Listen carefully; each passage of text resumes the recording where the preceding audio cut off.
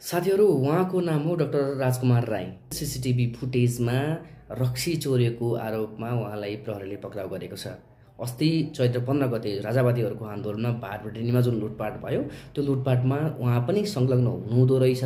त्यो सीसीटीभी फुटेजले देखायो अनि प्रहरीले अरेस्ट गरेर विज्ञप्ति निकालेर सार्वजनिक गर्नुभएको छ। ब्याकग्राउन्डको कुरा गर्दाखेरि उहाँले अमेरिकाबाट पीएचडी गर्नुभएको रहेछ र अहिले राष्ट्रिय स्वतन्त्र पार्टीको निर्वाचन क्षेत्र समिति खोटाङका संयोजक पनि हुनुहुँदो रहेछ। अब राष्ट्रिय स्वतन्त्र पार्टीको त एउटा ठेगो नै छ जान्नेलाई छान्ने भन्ने कुरा।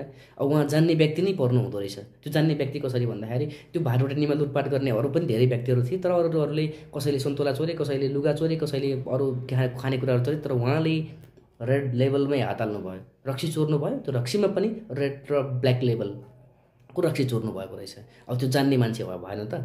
बियर चोर्नु पर्थ्यो, अरू चोर्नु पर्थ्यो, तर उहाँले रेड लेभल र ब्ल्याक लेभल चोर्नु भएको छ, यानि कि उहाँ जान्ने व्यक्ति नै हुनुहुन्छ।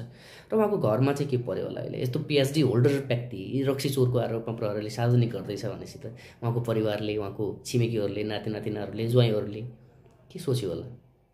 बडो बेजोग छ।